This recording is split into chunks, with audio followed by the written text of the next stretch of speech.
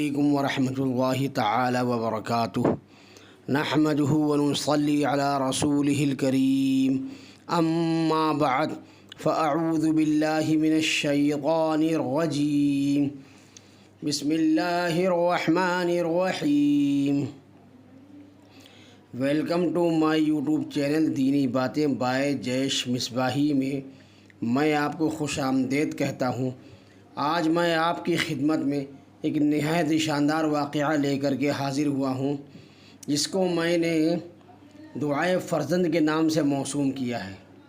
واقعہ کچھ اس طرح ہے کہ حضرت عیسیٰ علیہ السلام کی والدہ ماجدہ حضرت مریم کے والد کا نام عمران اور ماں کا نام حنہ تھا۔ جب بیوی مریم اپنے ماں کے شکم میں تھیں، اس وقت ان کی ماں نے یہ منت مان لی تھی کہ جو بچہ پیدا ہوگا میں اس کو بیت المقدس کی خدمت کے لیے آزاد کر دوں گی۔ چنانچہ جب حضرت مریم پیدا ہوئیں تو ان کی والدہ ان کو بیت المقدس میں لے کر گئیں۔ اس وقت بیت المقدس کے تمام عالموں اور عابدوں کے امام حضرت زکریا علیہ السلام تھے۔ آگے کا واقعہ میں آپ کے سامنے پیش کروں، اس سے پہلے میں آپ کی خدمت میں یہ عرض کرنا چاہتا ہوں کہ میرا چینل دینی باتیں بائے جیش مصباح، اس کو خوب سبسکرائب کریں، لائک کریں اور شیئر کریں۔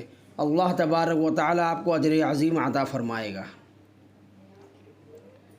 تو میں عرض یہ کر رہا تھا کہ تمام عالموں اور عابدوں کے امام حضرت زکریا علیہ السلام تھے، جو حضرت مریم کے خالو تھے۔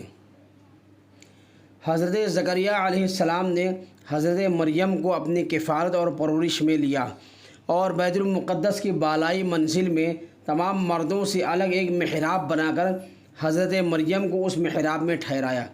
چنانچہ حضرت مریم اس محراب میں اکیلی خدا کی عبادت میں مصروف رہنے لگیں اور حضرت زکریا علیہ السلام صبح و شام محراب میں ان کی خبر گیری اور خورد و نوش کا انتظام کرنے کے لیے آتے جاتے رہتے۔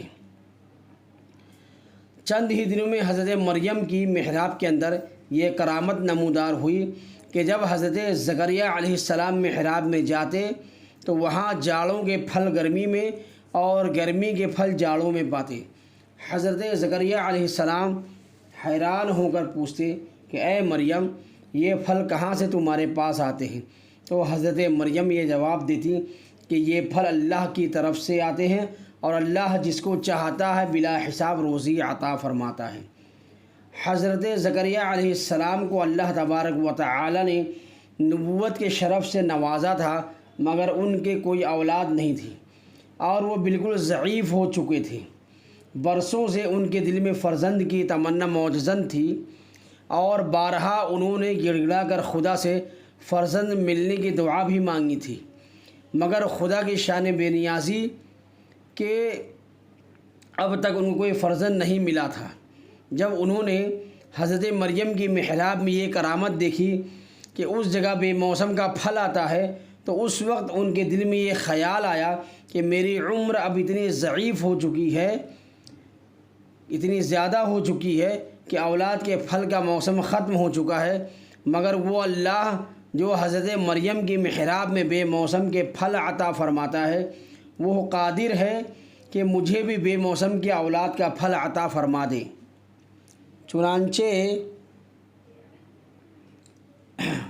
آپ نے محراب مریم میں دعا مانگی اور آپ کی دعا مقبول ہو گئی اور اللہ تعالی نے بڑھاپے میں آپ کو ایک فرزند عطا فرمایا جن کا نام خود خداوند عالم نے یحییٰ رکھا، اور اللہ تعالی نے ان کو نبوت کا شرف بھی عطا فرمایا۔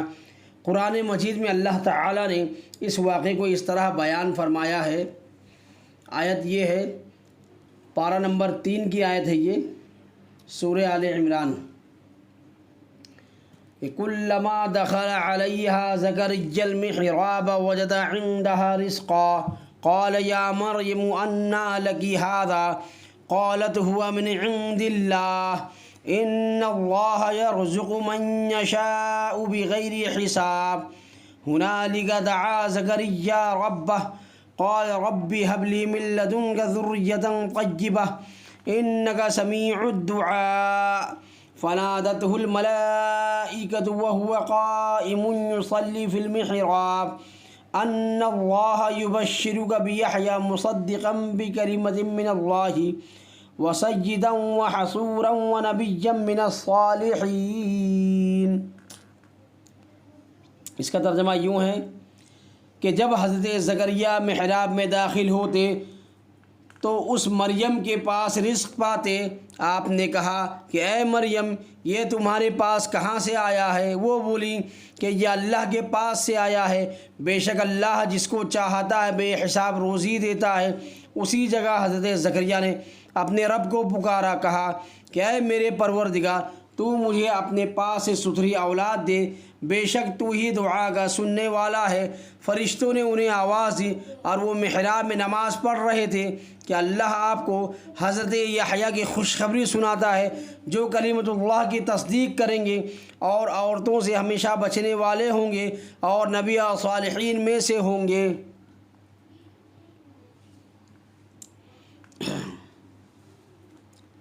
آخر میں میں آپ سے یہ عرض کرنا چاہتا ہوں کہ میرا چینل دینی باتیں بائے جیش مصباحی زیادہ سے زیادہ